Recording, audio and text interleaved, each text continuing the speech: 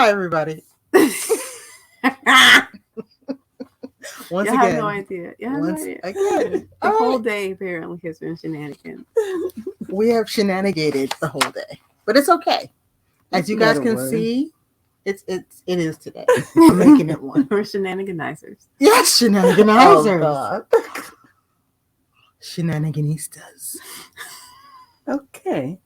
All right, I'm gonna shake the shenanigans. I can't. Oh no. Before we get started, I just want to let everybody know today is the official start date of the first fall mal. Feel free to make your first stitches. We're gonna take off. We're gonna go, and I can't wait to see what everybody does. The hashtag, if you want to show us what you're up to on social media, is hashtag First Fall Mal 2022. I can't wait to see what you come up with for fall. Yay! So, let me introduce us. Well, I'm going to introduce myself. This is episode 42 of the AKS Knits and Crochets podcast. Yeah, I know, but it's what we got, all right? It is what we have. I am Lisa. I'm Cryss. And today, AKS Mom Dolla is joining us. So, yay. Mom? Say hi. Hello. Okay. Okay, don't lean that way. Yeah, You're completely out of frame. Okay. Show us what you're working with, Mom. Okay, so my first piece is the slide top. And this is it. At least I have pictures, but Oh, take that down. Give me 1 second, Mom. There we go. Now, that is a slide top from Linda Suya. yes. So tell us all about it. And I think it's called that because it's a lot of short rows and it goes in the two directions. So you're going this way and then you're going that way. And Oh. Yeah, you can really see the directional crochet happening.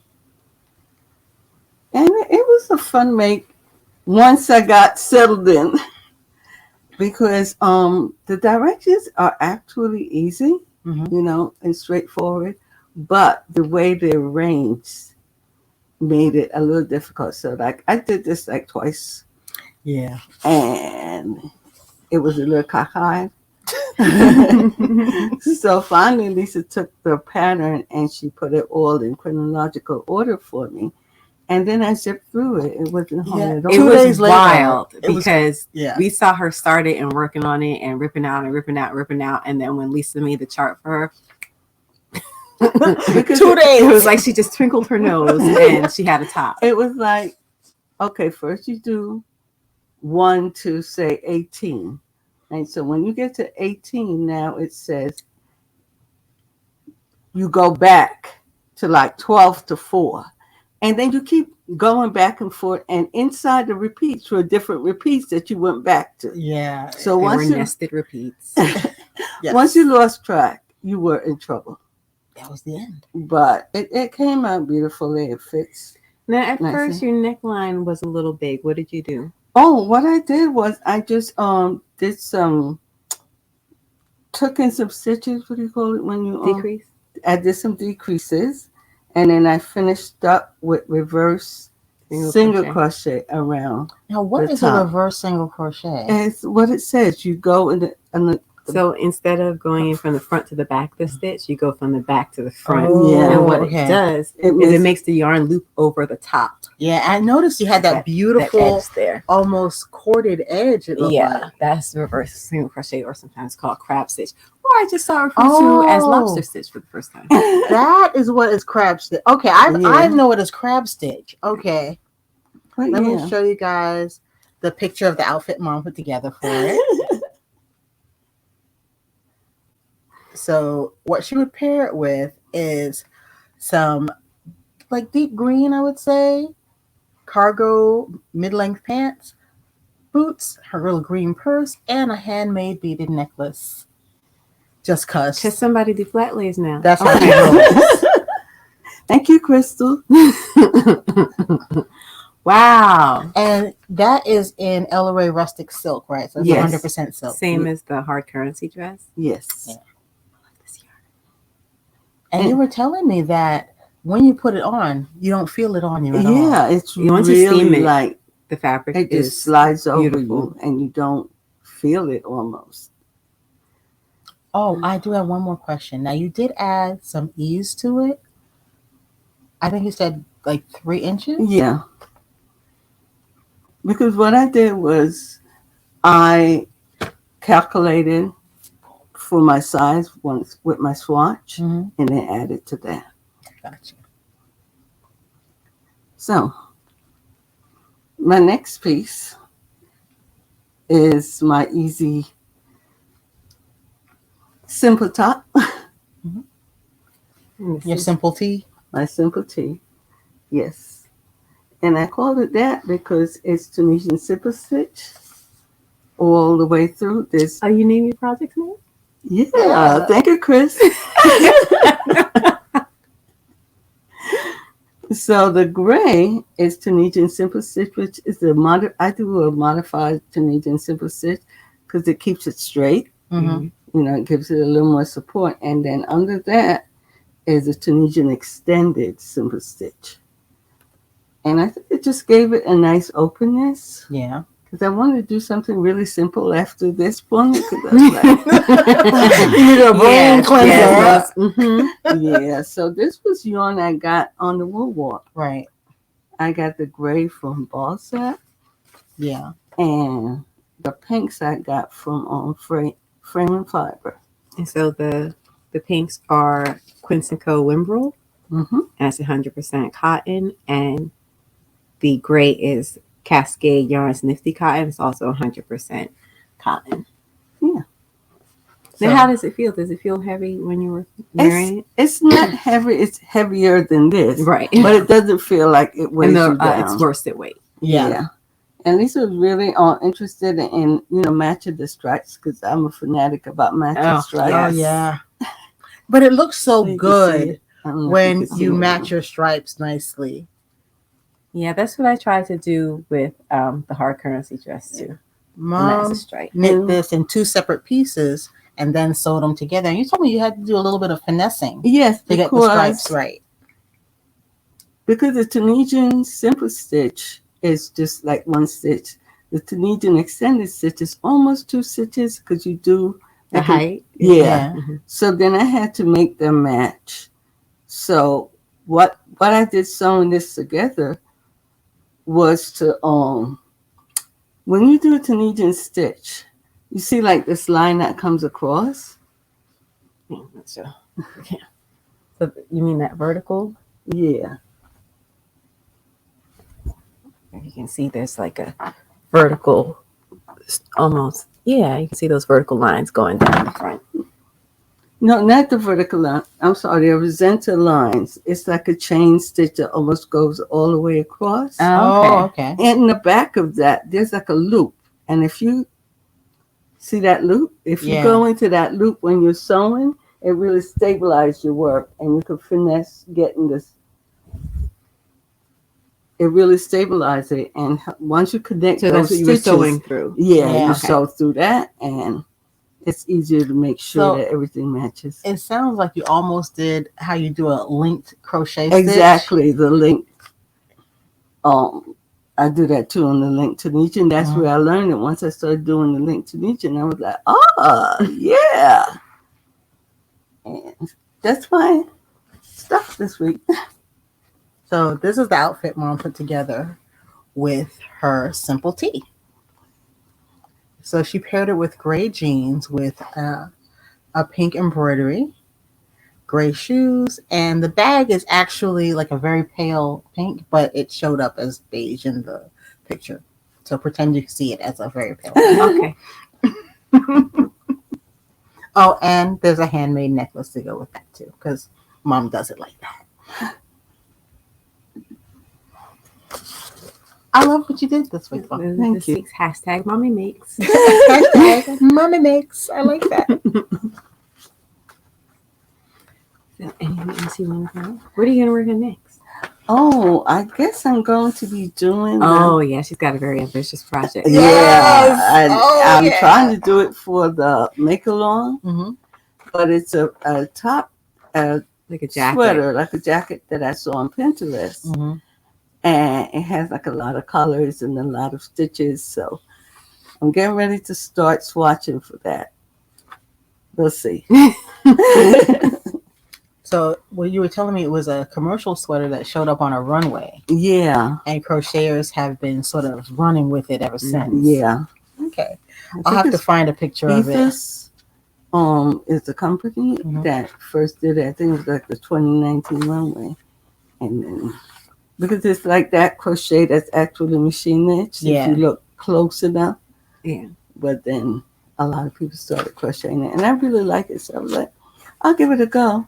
And then I got that bag of yarn that was like all different purples. So I was like, yeah. We got some grab bags from Knitting Fever Yeah. that are still available in the shop. Yeah, we have a few left. If you want to snatch them up. If you'd like to see the yarn, I could bring it. Yeah, we'll show it to them as the Makealong goes Yeah. along. We Okay. need some surprises. We got to give them a reason to stay tuned. Anyway, Mom, thank you so much for welcome. hanging with us a little bit today. Enjoy. Anytime you want to come on through. Oh, Lord. No Bye, pressure. Mommy. Bye, Bye-bye. Mommy.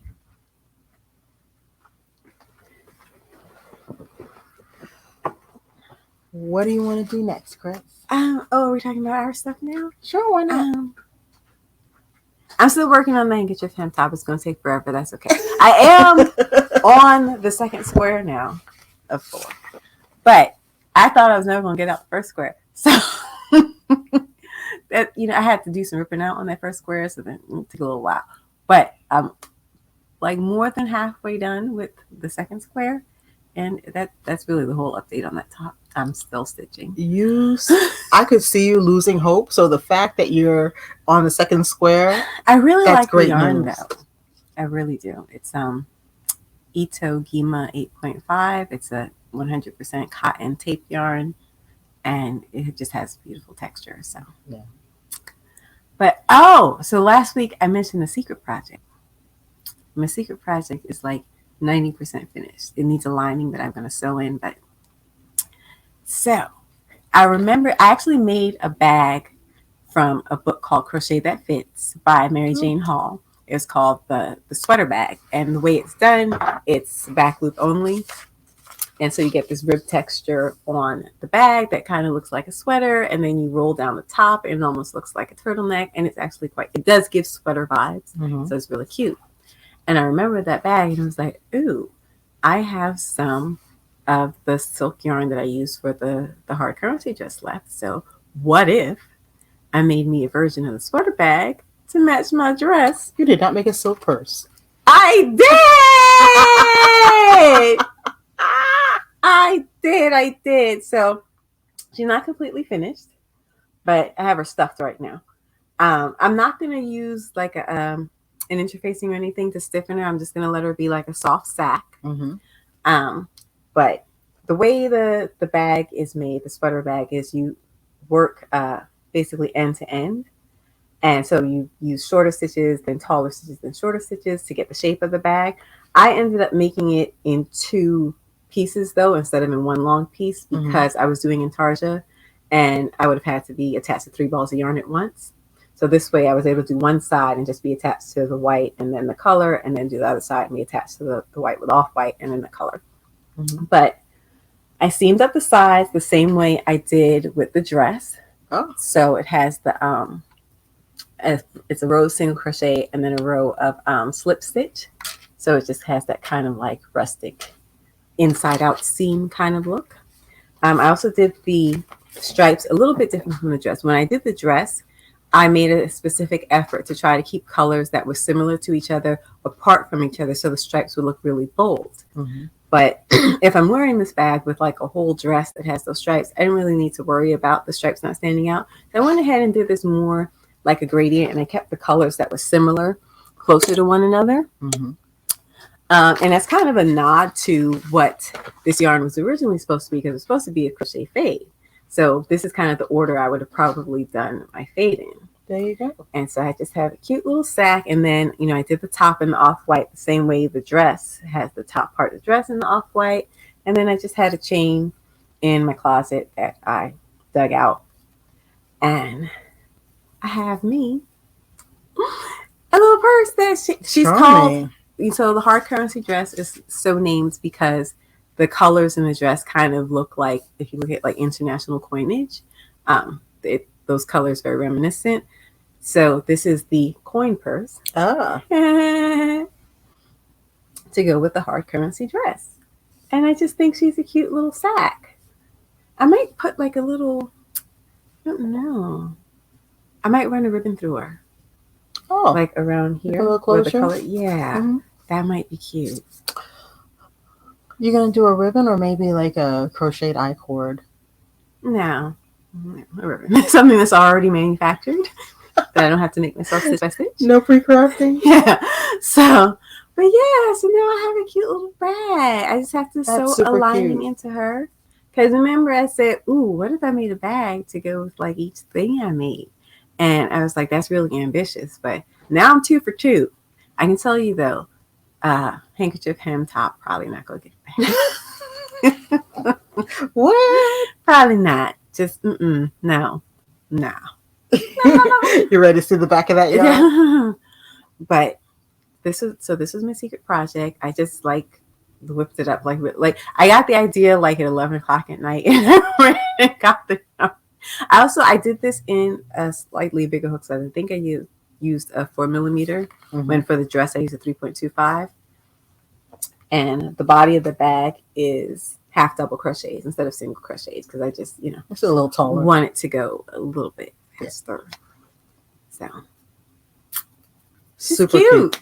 She's cute. Super cute. And I love the chain. So yeah, I made me a purse, y'all. It continues the metallic theme, Fancy. So are we alternating or? Yeah, we can alternate. Okay.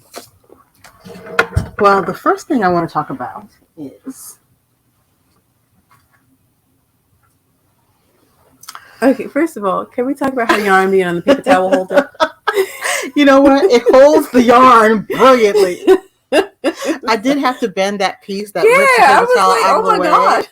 I have 10 snips. I could have cut it off, but it would have left a sharp edge. Yeah. So I just bent it out of the way.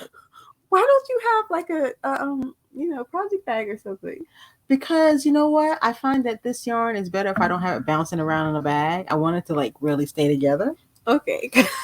Let me tell you. I was right now quietly not mention it. Non-transport knitting things happening in our house. I was using a tray for my dress. Now my mom's using a tray for her jacket that she's making. Now we're using paper towel holders. I think we're getting a little too used to being in the house. Yeah. And I was like, oh, that'll do. And you know what? The yarn winds off of it just fine.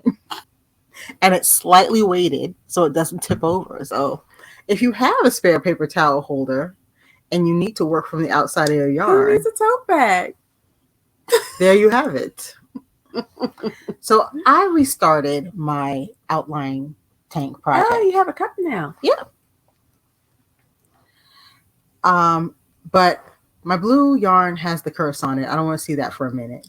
So I decided to start on the coral one. I was like, okay, great. I will start the coral one. So you guys know last week I had my swatching all done and I decided to grind it out. And this is what I have so far. I feel like it went pretty quickly. Yeah, it did. It did. Because you know what? This works up to a worsted weight. Mm-hmm. So it's going pretty quickly. I absolutely adore how this fabric feels. I have not felt anything else like it. I don't know what this use my tencel is, but tencel makes cotton luxurious. It feels absolutely wonderful. So I've got the body done and I've got one of my cups. I will probably be able to finish this pretty quickly. So the top of the back, is it all one piece or are you splitting for like you split triangles? You just make the same cup over and over again 4 times. Okay. And the cup itself is really not that much. Mm-hmm. Now, my only concern at this point is this strap. I only knit it 2 inches long. Mm-hmm. And when I drop the stitches, it's going to get longer. Oh, right, because the stitches are getting dropped. Okay. Yeah. Mm-hmm. So I decided to go a little bit shorter to get started. Mm-hmm. Because even if it's not as long as I want it to be, when I do the back ones, I can just make them a little longer. Now, you have to make all 4 of those straps before you can drop any of the stitches. No. I'm going to, as a matter of fact, this is done now and I'm about to drop the so you're stitches. just going to do one and see how it goes. Okay. Yeah, so this whole top is going to grow as I drop the I'm feeling stitches. very trepidatious. Oh, and you know what? I'm going to have plenty of yarn because so far this is a partial ball and I started that second ball and I have, I think, 2 more lurking in the box. So it's going to take plenty of yarn. I'm going to have plenty of yarn for this. But I'm absolutely in love. Absolutely loving it. And we shall see where we go from here. But I know it's looking like a hot mess right now, but you notice it's not looking like a fishnet. Well, that was that last one. Because I have the front split for the cups now. So I'll be doing the second cup and then the 2 in the back, which are not cups, but they're cups. Triangles. Let's call them that. Triangles. But that's all there is. So far, the yarn is a pleasure to work with. My first ball that I used, it was like a partial ball because I only had, a little bit of the tinsel for that. It hung together very nicely, and I think I messed up somewhere. So this one, the tinsel and the cotton are separated. Not traveling together. Yeah. But all I do is they're not going to get tangled on this. No, and that's why I gave myself every opportunity to avoid tangling up this yarn because it wouldn't be good. So I put a toilet paper roll in the middle so the center won't collapse. I put it on a stick, so the only thing I have to deal with is this little loop of yarn that has developed. And if I really wanted to, I could cut it, tie a knot, and tighten it up. But so far, it's just not that big a deal. But that's where we're at, and I'm loving it. I absolutely adore it. Yes, it is a paper towel holder, and it's working just fine. It's a toilet paper holder on a paper towel holder. Yeah, it's a toilet paper holder on a paper towel. It's a little bootleg, but we keep it real. Yeah. Yeah. Mm-hmm. What else you got? So my Intarsia, I haven't done anything like super complicated with Intarsia, but I've used it a few times now and I'm feeling comfortable with the technique. Mm-hmm. And I decided that I'm going to try to learn some other color work techniques as well. Now, I did a Mosaic hat last year and I managed to make the hat. And I'm still not really sure how, because when I was done, I was still clueless about Mosaic. I don't know exactly how I pulled that off. It's like when you cram for a test, you remember everything long enough to take the test, and then the next day you're like, okay. So what now? I decided I was going to try Mosaic again, and I actually bought a book called Mosaic Crochet Workshop by Esme Crick. Just got it from Amazon. And I don't remember what I was looking at one night online that set me off, that I was like, I'm going to do Mosaic, but something triggered me. And I was just like, I ordered the book like right there on the spot. And so the book came and I've decided to try Mosaic Crochet again. And it's going a lot better than it did the first time. So this is my first attempt. I made my first row too loose because usually when you do your starting chain, I try to go a little bit looser because I tend to crochet tight and, it'll start to curl a little bit just because my starting chain is a little bit tighter. So I try to do my first chain looser. Apparently, you don't need to do that with Mosaic Crochet. So I do have like a little bit of rippling at the bottom, but look, it looks really good on camera. I don't know what that's about, but this was a very simple design. And I'm working from the charts. I'm not working from the written instructions because my goal was to finally figure out how to read the Mosaic chart. And I'm actually using the same set of instructions that I used the first time around. They were from crochet.com, and it was just an article about, Mosaic crochet. And when I did this, I was like, okay, wait, I think I'm getting the hang of it now. But this was a very simple pattern. So I was like, well, let me try something a little bit more complex. To see if I really had the hang of chart reading. It turns out I still didn't have quite the hang of it because I had to keep ripping out and starting over and I miscounted or whatever. But now that's my second. Oh, that looks really good on camera. Oh my God. So this is my second Mosaic swatch. And I'm using Ultra Wool Fine. I just wanted to choose, 2 high contrast colors. And it's going really, really well. And I'm like, oh my gosh, look at me doing Mosaic crochet. I can't believe it. I'm like a different crocheter. You don't understand. When I made the hat, it was a pattern from Martin Up North. I forget what the hat was called, but it was a cute little hat. And like I said, I finished the hat, but don't ask me what I did. But now the chart actually makes some sense to me and I can follow the chart. And sometimes what I had to do was, if I was unsure about a row of the chart, I could then just look at the written instructions for that row by itself and figure out you just check and make sure I was doing the right thing. But for the most part, I was using the chart exclusively. And I even did this while I was watching television. Now, I'm not saying it was just like, easy breezy. Because it wasn't. No. But I can do Mosaic crochet. I didn't know that. I just found this out yesterday. So I also just learned, because I think we mentioned previously Tina Thorvalder is her YouTube channel, and she is like, a god king of Mosaic crochet. She's really, really good, and her Mosaic crochet is beautiful.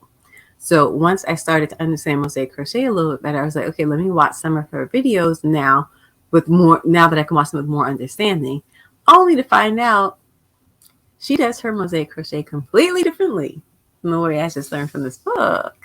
It turns out there's 2 main ways to do Mosaic crochet. One wherein you use one color for each row, and then you cut your yarn, go back to the beginning of the row, do one color, cut the yarn, and that's how you alternate the 2 colors. The other way to do it is to do 2 rows in each color. That way you go back to the beginning and you can change your yarns and turn your work. So with the 1 row repeat, you do not turn your work. And with 2 rows, you do. I'm doing the 2 row method. I'm turning my work. I don't want to have to cut my yarn and deal with ends, because what Tina does is she does a lot of borders so that she can hide those ends. But this way you don't have ends. So I'm actually carrying up the side.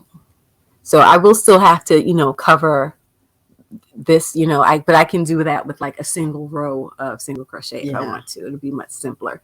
But one thing I noticed, that the book that I have is mostly it's like all household items. It's blankets and ottomans and pillows. Tina also does like ottomans and bags and blankets and stuff. I haven't seen a lot of people doing, but I haven't really looked extensively. But I haven't come across a lot of people doing garments with Mosaic crochet. But I will be doing a sweater, is what I've decided, with Mosaic crochet. So I'll be able to hide that carry with a seam. Yeah.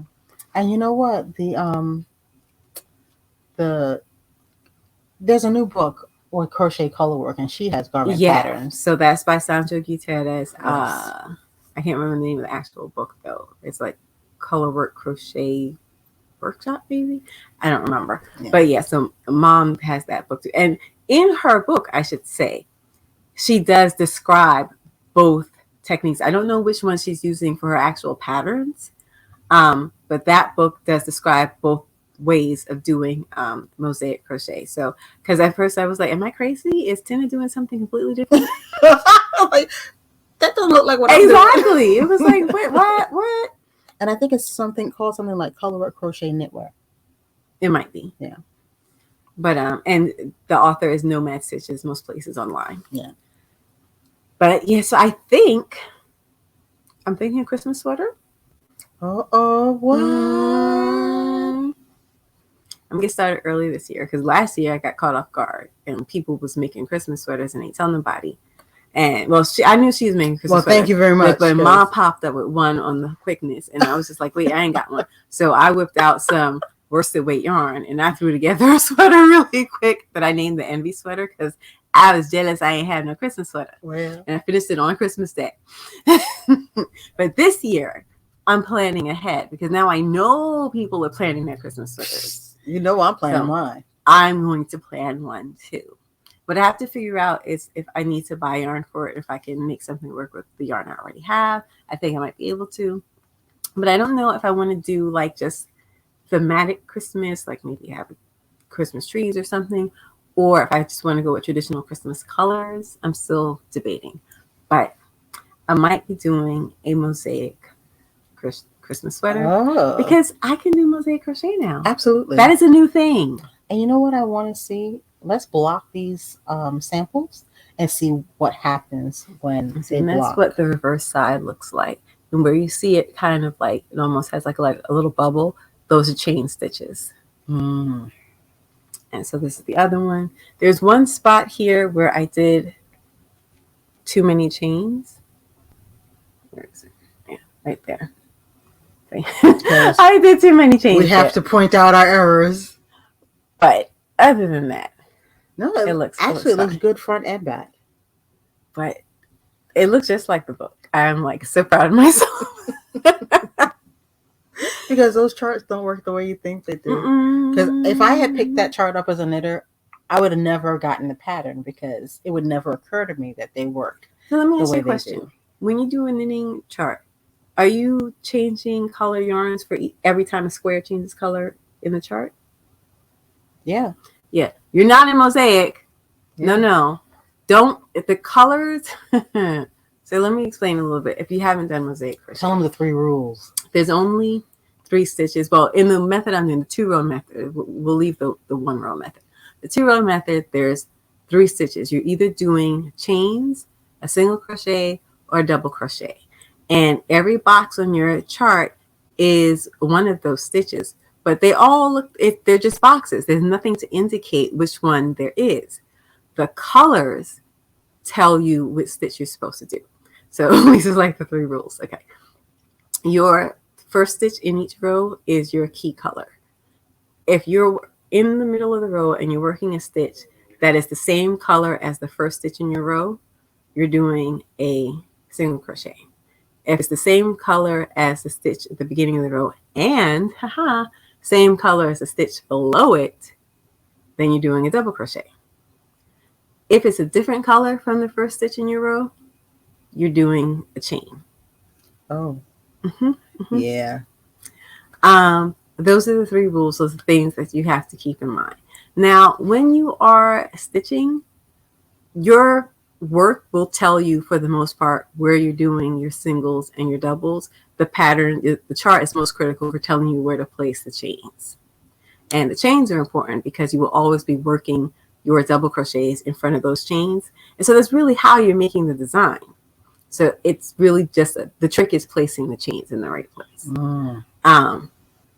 And now I understand that. But what is confusing is that if you're looking at the chart, one row of a chart will have 2 different colors in it, but you're only ever working 1 color per row. Okay. So you might be seeing a stitch that's in the chart is in color B, but you're only working in color A across a color A row, and you're only working in color B across a color B row, always. So whatever color you're looking at is not telling you what color yarn to use. It's telling you what stitch to make, which is confusing. But having done these 2 swatches, now I get it. What does Crystal like to say? Knitting is wild? Yeah, she was so happy. She was so happy to say that crochet is wild. Okay, Crystal, you see what I'm seeing? Mosaic crochet charts are a little on the wild side. I will say that. But crochet as a whole is Ooh. decidedly tame. But I got it now. That's the important thing. So I'm going to probably swatch at least one more thing from the book. Mm-hmm. And then I have a theory about making my own charts and that it might not be as difficult as I think. So I'm going to try and see how it goes. More to come. Huh? So would you recommend this book to someone who wanted to learn mosaic crochet if you have never done mosaic crochet before? I recommend using the instructions from the crochet.com article that we will link to. Mm-hmm. Take your time. What I liked is that they were bullet points. So the information wasn't like all mixed up in a paragraph. It was very clear bullet points. Read every single bullet point, but focus on those three things. The how you decide which stitch you're doing, whether it's a single, a double, or a chain. Mm-hmm. Once you get that, you've got mosaic crochet. Cool. But then, yes, this book, it does have really nice patterns. And it can give you something to practice. Mm-hmm. Oh, one thing though, this book is in UK terms. I didn't realize that at first. I was like, why are they talking about trebles? But oh yeah, yes, wow, okay. it's in UK terms, but that's fine. Especially if you're just going to use the chart, doesn't matter what the terms are. True. Well, speaking of the first fall Makealong, I've already swatched my swatch for my Makealong piece. This is the lace chart for my Nemphila. I'm so happy with it. Once again, cotton does not fail to bring joy, okay? This feels... I have very strong feelings about cotton, Lisa. I didn't know I had strong feelings about cotton, okay? I'm a wool girl. But this feels so good. It's comfortable. It is soft. Why does it show off my stitch work like that? Why? Why does it? Because it's wonderful stuff. This is Juniper Moon Farm Cumulus, and I believe the colorway is called something like Slate. And this is gonna be my Nemphila. I can see it already. I am working this. It's a worsted weight cotton, but because I'm doing it so open, I think it's going to be both, cozy enough on a cool day, but comfortable enough on a warmer day. The stitch pattern was pretty easy to master, and this is it blocked. It blocked out very, very easily. And all I did was I steamed it. It took the steam, no fuss, no muss. Kind of amazing. Once again, I did not bind off my swatch. I did do just a regular cast on because I was doing lace. I wanted something a little bit more stable. But other than that, there she blows. So I'm going to be starting my Nemphila. I haven't gotten to first ball yet. Oh. That might be a mosaic project though. Oh, stop! Oh, yeah. So you're gonna up the difficulty. Okay, all right. So no more plaid? I might be able to do plaid using mosaic. Oh, what? Oh, breaking news, people! Breaking news! Plaid, crocheted, mosaic. We gonna see. Okay. But we're not there yet because we still have a handkerchief on top that is draining our soul. It's fine though. It's fine. What's it doing to your soul? Draining it. You know what? You're gonna love wearing it though. The colors are beautiful. The texture is beautiful. Just call it the succubus top. Yeah. Okay.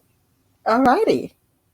Well, that's all I'm working on right now. I'm working on my coral and your socks. I haven't worked on them in like a week.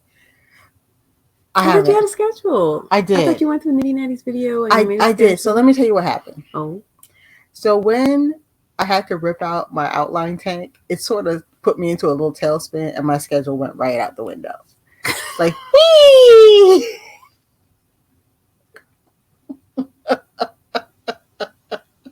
It did. But I will try to get back on track. Although I did make quite a bit of progress on my second outline tank. I mean, I did make a whole nother one. Okay, but the idea was that you make progress on multiple projects. Yeah. That's not how it played out. No. Okay. No. All right, okay. It happened. But that's what I got. That's it. No more. No mas. No mas. No, that's just like, I just like to see it on camera. It looks so good. You know what? You should just like bind it off with a nice binding and make it a mug rug. There you go. Okay. All right. There's our segue. Okay. So, do you have anything else? You literally wrote secret project. You didn't tell me. Okay, so when I was like, "Oh, well, what do you want to talk about tomorrow? What are you working on?" She was like, "I'm just going to talk about my mosaic." I was like, "Okay." Well, I was like, "What about the secret project?" She was like, "Oh yeah, secret project," and she wouldn't say anymore. So I had to put it on the list as secret project. What else could I do? Oh, you know what I did forget about? We have a winner for our giveaway. For our 300 subscriber giveaway. Oh, by the way, we are working towards our 600 subscriber giveaway now too. But we haven't heard from you yet. So Laura Blair, if you see this episode, do get in touch with us. Our email is aknitsheep@gmail.com. Let us know where to send your goodie bag. Thanks a lot. Do we have a deadline? Oh yeah, it's been about a month now? At least a few weeks. So it'll be the first when this posts. So if we don't hear from you by the 10th, we'll have to choose a new winner. Yeah. Okay. All right. Yes. Cool. Oh, okay. So, Crystal, tell me about what you found. So I don't know if y'all remember, several months ago, this is back in February, these two guys, Dave and Michael, decided to buy the domain name knitting.com. And they have a podcast that they do about e-commerce. Apparently, this is a thing that they do. They try to make money off of websites is basically their thing. And their introduction to the knitting community didn't go well. People were less than thrilled with how they presented themselves, and they kind of just thought that they would just swoop into knitting, take advantage of all the things that apparently all knitters didn't have the wherewithal to take advantage of, and they'd make millions of dollars and skip off happily into the sunset. And that's how they came across. And yes, there's a big furor. It was all over Reddit. It was on different websites or whatever. Well, knitting.com has finally launched. And I just thought it was interesting. When everyone was like setting their hair on fire about it, I largely ignored that reaction because there really just wasn't enough information about what they were actually going to do. Mm-hmm. So I was like, okay, I'm going to chill in the cut and see what happens if and when this website actually is introduced to people. And now it has been. And I don't see how they get to where they say they want to be from where the website's starting, but we'll see. So when they actually took, they did a blog post and a podcast episode talking about their plans, because what they wanted to do was like publicly chronicle their efforts to add value to knitting.com. They bought the domain name for $80,000. And they were going to, step by step show how they made money from that domain name. Things, like I said, their introduction was so rough that they actually took down the blog post and the podcast episode. But, nothing goes away on the internet. So I have the blog post. And what they said is, we're big believers. This is from their blog post on their website. I think it's something like ecomcrew.com or something like that. ecomcrew.com. We're big believers that having a strong off-Amazon presence is critical to building an on-Amazon brand. On a very high level, our ultimate goal is to be the #1 knitting brand on Amazon. And then they go on to talk about their revenue goals. So basically, they just want to build a website, knitting.com, that they will use to point people to an Amazon store. Their goal is to ultimately make money from products, not from adding value to the knitting.com website. Now, what's interesting is that in an interview later, after, they got in trouble, I guess this one. There was an interview where they basically said that, yes. So the article, this is from the Daily Beast. It says, still the pair seems to have adjusted at least their communication strategy in response to the backlash. And now one of the guys is saying that he has a personal connection to knitting in that his 6-year-old daughter is learning to knit. And like, wow, pimping out your 6-year-old to cover up your PR blunder. Swell. And he says the purpose of starting a knitting website, he wrote, was to inspire more people who might not ordinarily embark on it, like myself. So now he wants to inspire people, not just shift people to his Amazon store. So now he's saying it's about knitting for him, when that's clearly not what was said in his original blog post. He also talked about in the blog post how they came up with the idea. And in a subsequent interview, he said, well, they got into knitting because it was similar, he says, to a business he already had, which was selling adult coloring books. Don't ask me what the similarity is, other than that they're both craft businesses. But in the original blog post, they talked about going through basically different hobby websites, and they were going to do people who model railroads, do model railroading. Yeah, I read that. And then they were going to do something with fishing. And then eventually they settled on knitting because they said there wasn't enough sophisticated competition. Yeah, they said in knitting. They said that the blogs were like made by grandmas. In the podcast episode, this is from the Daily Beast, Bryant noted that a major draw of the knitting market was the lack of competition. He claimed the number of high-quality competitors sat in the low dozens, and that the rest of the market was occupied by, quote, grandma who has a little blog that she's run for the last 20 years.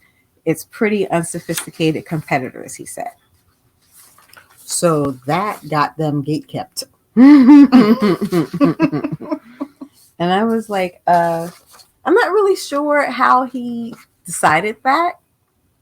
And he spoke about the grandma thing again. And this is an interview with Input Magazine. And one of them says, the reference clearly was, they took from it that grandmas don't matter or we don't respect these things. The reference clearly was to one particular blog we were looking at in our research that has the word grandma in it. And I don't think it has been updated for 20 years. It was made with Microsoft Front Page and it has a broken Flash player on it. So first he said that all of the competition, the low-level competition in knitting was grandmas with 20-year-old blogs. Now he's saying, well, that was reference to one specific blog. So which is it? Did you get into knitting because your 6-year-old daughter's learning to knit? Or did you get into knitting because you thought you could shuffle enough people to your Amazon website selling them knitting products? The story keeps changing. And if you look at their website, which is launched, so apparently now their niche for their website is beginning knitters, people they reference on the website who have never touched knitting needles before. And on the About page, there's nothing about these two men. Yeah, they hired someone who used to work for Knit Picks, a woman, yes, to be the front face. So their About page, it's 3 women listed on their About page. And nothing about these 2 guys who are just going to come in and make a bunch of money from, opportunities the grandmas are missing and sell products. And I don't even know if they link to an Amazon shop. No, their Amazon products are not ready yet. Yeah. And they're not developing their own products. They are just getting products. They're slapping things on prefab products. Yeah, I got that. Yeah. Got that. I don't understand. I don't even understand how. I guess you're trying to attract beginning knitters to buying the stuff they might need to get started. Personally, but I understand how long term that can last. I think they're going after beginner knitters now because they have been thoroughly dragged. I mean, dragged all through the internet streets. But beginner knitters are also the people who might not already have knitting needles. Right. And might not already have a favorite brand of knitting needles. Right. So to some extent, if you're shifting product, I understand that. But you're also trying to make a new customer base instead of serving the customer base that already exists. But they were never about serving a customer base. You need to sell someone. But they thought that they would. They don't understand how selling yarn works. Non-knitters do they think they can turn into knitters with a website? And the first article, did you read the first article on the website about how I didn't read the articles just because knitting is not my expertise. I figured the first piece I thought they'd be suspect, right? Was about how to tie a slip knot, and it was dreadful. You will not end up tying a slip knot out of that. She's laughing hilariously because when I was first starting to teach classes, right, I prepped. I had a written lesson plan. I was like ready to go. I was like, oh, we're going to do this. And I spent most of that first hour trying to get somebody to tie a slip knot. And you know what it is? I have been tying a slip knot since I was about 8 years old. So it did not occur to me that there were people that had never tied a slip knot. Never, not even one time. And I was like, oh. And then, sometimes. So it is a thing that does need to be taught. Yeah. So I will give them credit for thinking to include an article about tying a slip knot. But you would think that, and it's more difficult than you think. That's my point. It is actually more difficult than you think because it's something my hands do without my brain having to think anything. My hands go, and I have tied a slip knot. So having to break it down on the fly and tell somebody how to do it was quite difficult. And even if you have time to think about it, if you go and take a look at that article, you will see that no, you well, was it like a photo tutorial? It was like a mix of photos and text. But you still won't end up with a slip knot there. Especially if you really don't know how. I'm not sure how this website gets them towards their plans. And what I would like to know, I don't think they're going to be as forthcoming about their knitting.com plans as anymore, they intended to be initially. No. Because they came across as like, we're going to get in, make a lot of money, and get out. And now, even if that's still the plan, they don't want to say that. No. So what I'm curious about that I don't think we'll get an answer to is this the website they always planned?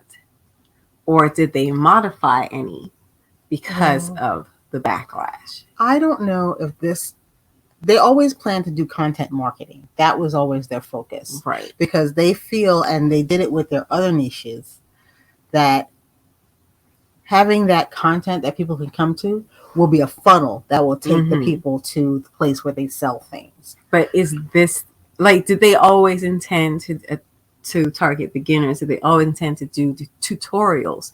Or were they going to, because they spoke about planning to have patterns and people were concerned that they were going to like not pay designers and things like that. But they talked about a number of other things, and that's not what this website is.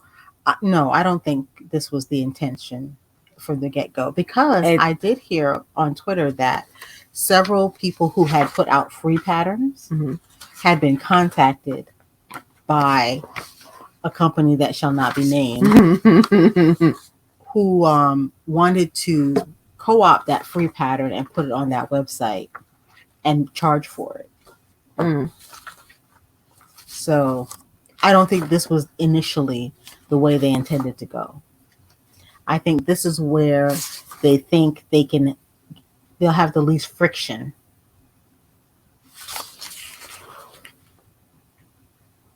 This is where they can get in the door. Oh, and they said in their original post that their brand name is not going to be knitting.com. They said that that's a better name for products than it's a better name for a website than it is for a brand.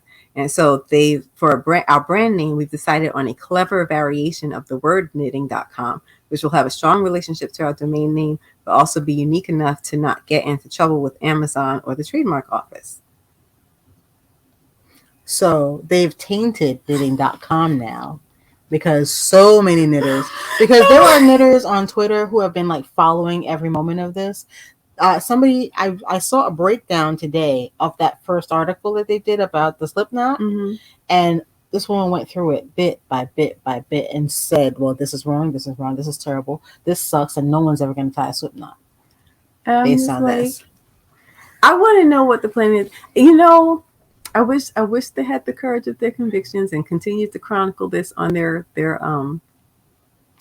podcast, because I'm real curious what the plan is now. I don't see already. So they had a bad introduction, and say you can get past that. I still don't see how this fledgling website that's up right now benefits them in any way. I don't see how, and I don't know even what they intend to sell. Yarn is typically, most of the big yarn retailers don't allow their retailers, the wholesalers don't allow their retailers to sell their yarn on Amazon. Right. So if you've noticed, a lot of the bigger name yarns, you won't find them on Amazon. So they won't be selling yarn. Well, they'll sell some yarn, because what they will do is get unbranded yarn from China and and maybe private label it. That was a whole other comment they made about not being able to feature Chinese people in. They said that the Chinese companies that are making knitting products can't market them with videos because you can't feature Chinese people in the knitting videos for some reason. It's the racism. And then one of them was like, well, we're both married to Chinese women, so how can you say we're racist? And I was like, that's not a good answer. So let me throw up a block using my wife and my 6-year-old. I'm like, you know what? Just weather the storm, boo. You did this, not your wife, not your 6-year-old child. Just stand in front of people, take the digital fire, and then move on. I think people were really offended too, just by the high-handed way they swooped in and presumed. Now, they said they did research on the knitting industry, right? They went to Michael's. Yeah, they went to Michael's and they went to Joann's. They looked at the big box stores and they presumed that was all of the knitting world. So I don't know how they're going to do that. But if you are looking for cheap products that you could mark up, they're going to go to the same places Joann's and Michael went and get those products. Why would people buy them from these two I have instead no of idea. Joann and Michael? I have no idea. That I don't know. Maybe they'll underprice Michael's and Joann's because they are overpriced. That's why they were doing all those coupons and whatnot, because they had such a huge markup that even if you got the 60% off that we would saddle up and ride for, they were still doing very nicely because they had jacked up the prices so high. And I think we're noticing that now at Michael's and Joann's because prices are high and there's just less goods. But I'm much more interested in this story now than I was when everyone was like, these two guys are bad.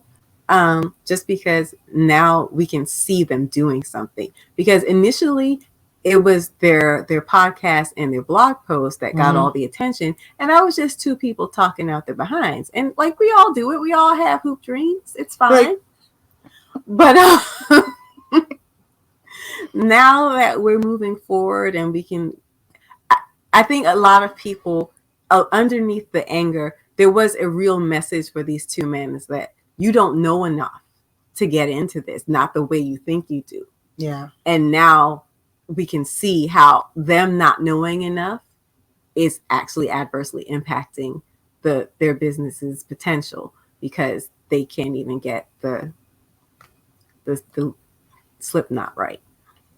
And there are literally knitters. Someone started a parody account on Twitter in their name. Somebody bought the Twitter, not bought, but signed up for the Twitter handle knitting.com. And the bio says something like, not affiliated with those two guys, just wanted to get the name before they could. Yeah. So they overlooked some things they needed to think about. Which is rude. And by just that nasty tone they had from that first blog post, like you guys are a bunch of them saying that there wasn't enough like high level competition implied they meant there wasn't enough people like them. Mm-hmm. There weren't enough. They in the past emphasized the fact that they are straight. There weren't enough straight white men with tech experience, I guess is what they thought they brought to the table. So because that's not who they were seeing in the industry, well, the industry was a joke. And that's not who they'd be looking for. Okay. They didn't even get into the industry, really. So how would they find anyone? Michael's. I'm sorry, it's the truth though. Michael's and Joanne's, and rest in peace, AC Moore, is where we start. Yes. That is where we start. It's the most accessible places you can find. That's where most of us start. I still have some of the early knitting needles that I don't use anymore that I bought at Michael's. But if you move on in your crafting life, you start finding more and more and more and more stuff. And just this idea that the website wasn't meant to have value in and of itself. Mm-hmm. The website was meant to push people to buy from Amazon. They've developed a website that at the moment doesn't really contribute significant value, because they never saw the website itself as an important part of the business that needed to be developed in its own right. So we're going to make sure we have like the best quality articles. We're going to make sure we have knowledgeable people speaking on this subject. We're going to make sure that the people who are actually doing the writing know their stuff, have been in the business, have done their research, and know how to write and instruct so that the articles are actually useful and meaningful. In the beginning, though, I don't think they intended to pay anyone to write anything new. Probably I not. think they intended to just scrape whatever they could find off the internet and just clap it up on the site. I think because whatever field you're in, like the yarn community has been slow to adapt to the digital transition. That is true. But I still think the level it is at was too sophisticated for what these guys are trying to do. This is some early internet.com startup bubble crap that these two guys have tried to pull. And that is not where the internet is. That's not where your audience is. That's not where the yarn community is anymore. And I think gone are the days when you could just set up an aggregator on Google and pull in articles about knitting as a keyword and then plop that up on your own website as though it was your own. Because had they done even minimal research, let's say since they're on Amazon, they looked at the top 20 knitting books that are selling right now and maybe reached out to those authors and said, hey, we'd love to have an interview with you, or we would love if you would do a guest post for us. I mean, come on, there's a million different things they could have done. That's not this. Yeah. That's not what they actually did. I mean, it really just wouldn't take that much. In one of the articles, they said that they have to go forward now with this business, although they're now unwelcome in the knitting community by some ferocious gatekeepers. Because they got people to leave their jobs. Those three women that they hired, they already had jobs in the knitting industry that are hard to get, by the way. And now they have people that they've made promises to. So now I'm utterly fascinated by this. I can't. Oh, I can't take my eyes off it. I can't wait. I'm going to be haunting knitting.com, and I don't even knit. Oh my gosh. Okay. Because I really want to see what they do now and how it turns out. Because, like I said, before anything existed, they talked a lot of mess, and okay, fine, it's what you do. But for your initial offering to be so underwhelming, it's a little embarrassing. And if you're interested in the breakdown of the article, Carrie Craft Geek on Twitter, she did it. So I just wanted to bring that to y'all's attention, because I only found out about it from the Craft Industry Alliance. I get their newsletter. If you don't, you should get the Craft Industry Alliance newsletter, because they do point to things that are goings on in the industry that are actually very interesting to talk about. But that was how I found out about the whole kerfuffle in the first place. And yeah, and they say what they do better is that they're here for brand new never held needles before knitters.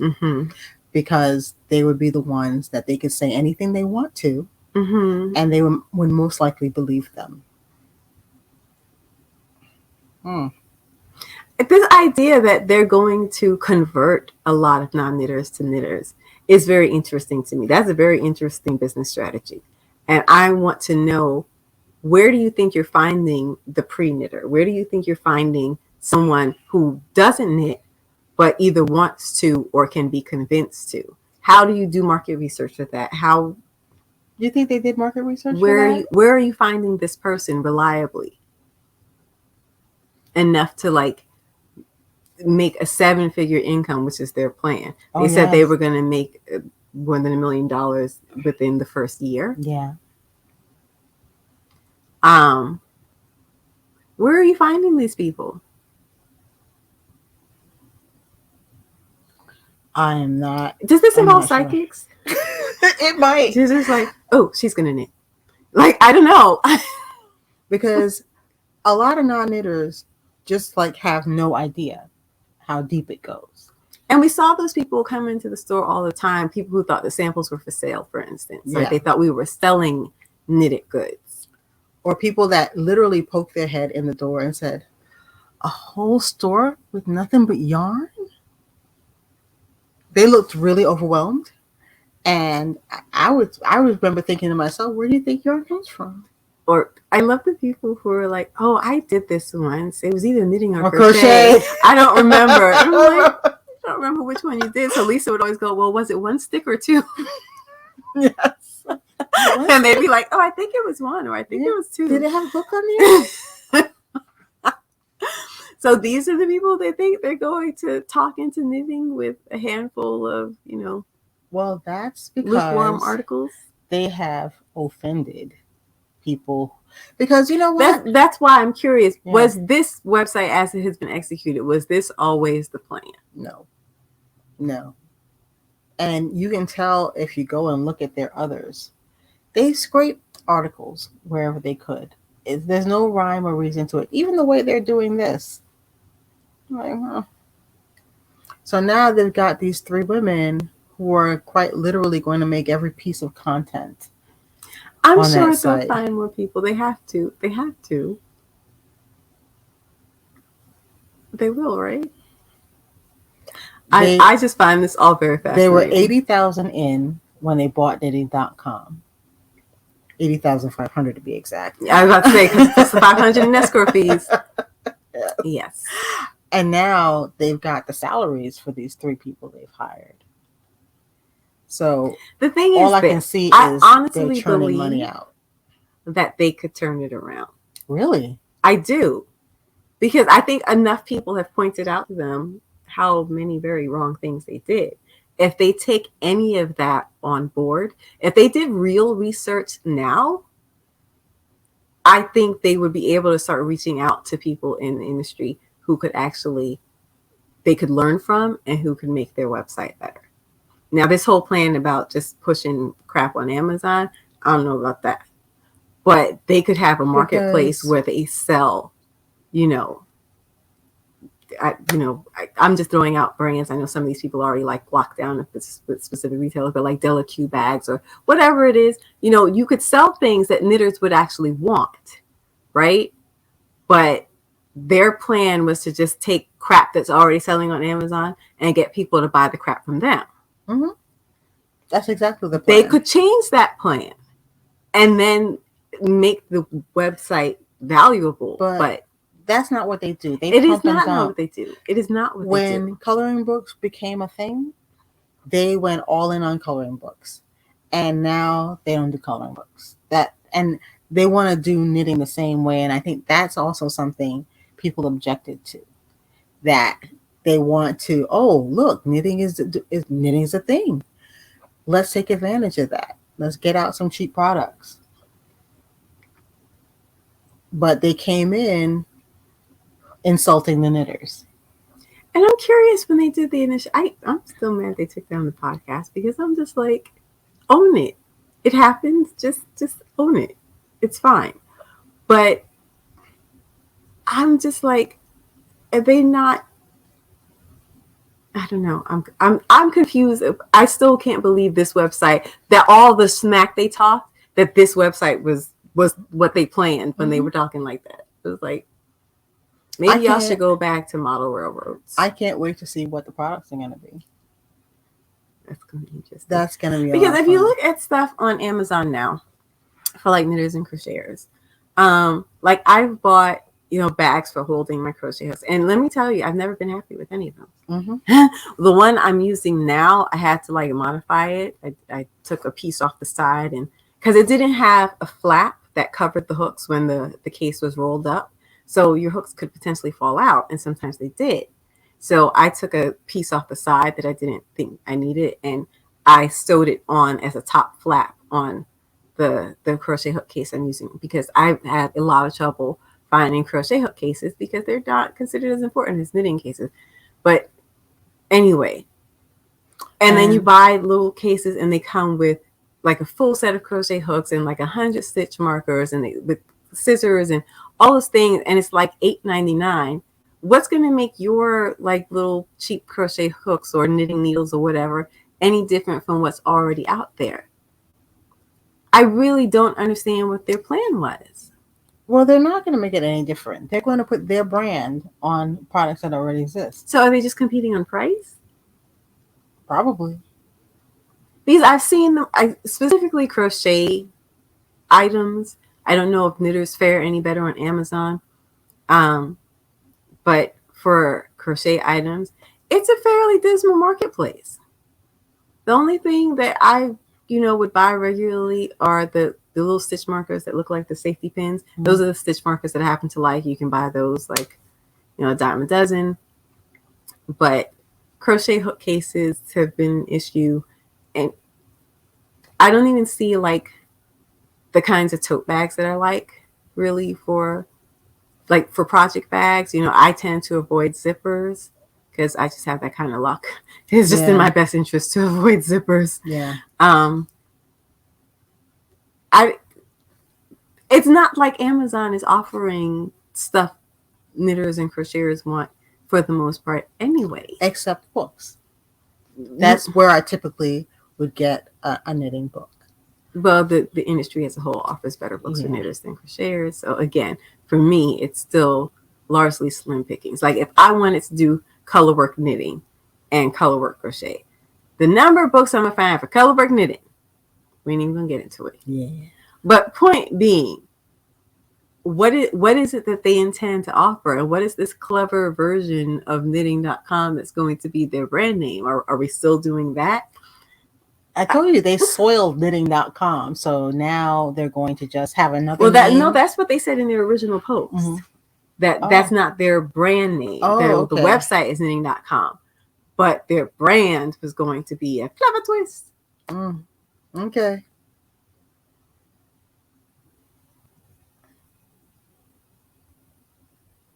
Side butt. Is it going to be called Sorry Grandmas? Sorry, Grandmas. Please buy our stuff. I don't know what else they're gonna do, because right now every time they bust a move, there is a knitter out there ready for them. This is gonna be interesting. Well, stay tuned, guys. Yeah, we're gonna do some check-ins. See how that goes. How's that working for you?